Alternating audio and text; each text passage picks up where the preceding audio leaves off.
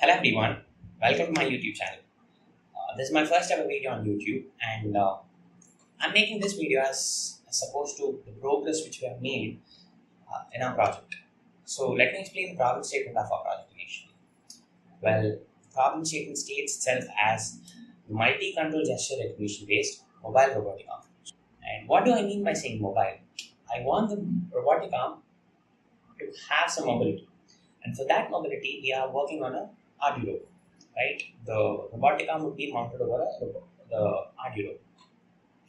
That's pretty clear, right? So yeah, let me explain the steps we have gone through for making the project to its present state.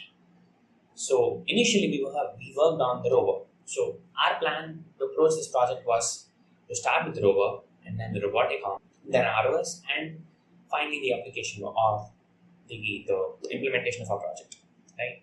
So initially we have worked on the RD rover. So for that we use the tech stack called as RD Pilot. Well, RD Pilot is a software suite which has many useful softwares which we can use for the controlling of unmanned vehicles, right? So we use RD Pilot, in which we specifically use some of the softwares like Mission Plan, right? And then we use a hardware called as Pixoc. Pixoc is basically a flight controller. So yeah, let me explain the rover as a base first.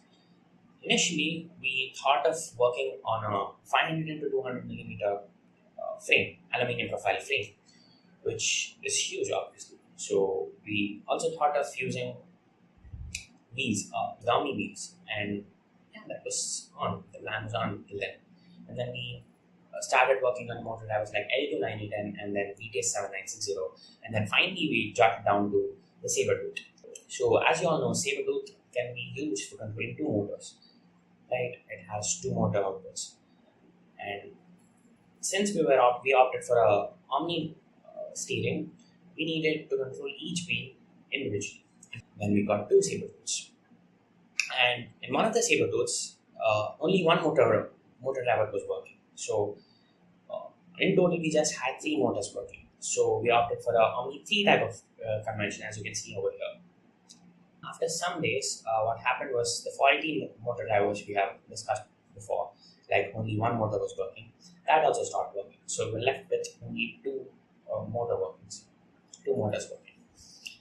Hence, we changed our plan to the previous aluminium profile.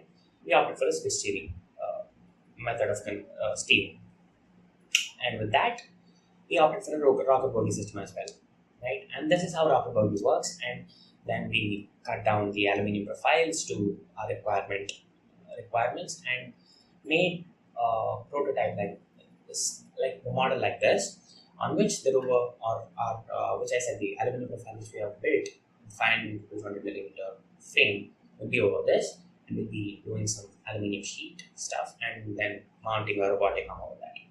So that was a rover as a base. And then talking about what we have done simultaneously about the robot operating system or the robotic arm. So before going into the robotic arm, we wanted to be thorough with the robotic operating system. So we worked on Ubuntu Linux because the robotic operating system works on the Linux softwares. And initially we installed all the packages required for operating robots and all that stuff. And then specifically we worked with Mavros because we wanted to control the rover using a robot operating system instead of some ground control software like Mission Planner, which we have been doing in the initial stages. Right? Yeah, as I didn't mention before, initially after the rover was ready and all that stuff, we also did simulations on Mission Planner using SITL, which is software in the loop. Right? We did some simulations for the vehicle, and we were successful in doing so because of the GPS and axle calibrations we have done before.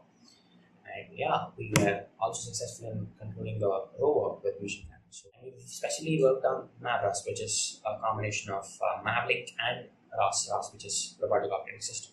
So we directly could control the rover using ROS or the Mavros. The Mavlink is the basic key for using ground control softwares with the rover, right? And when that Mavlink is provided with the ROS stuff, we could go for that.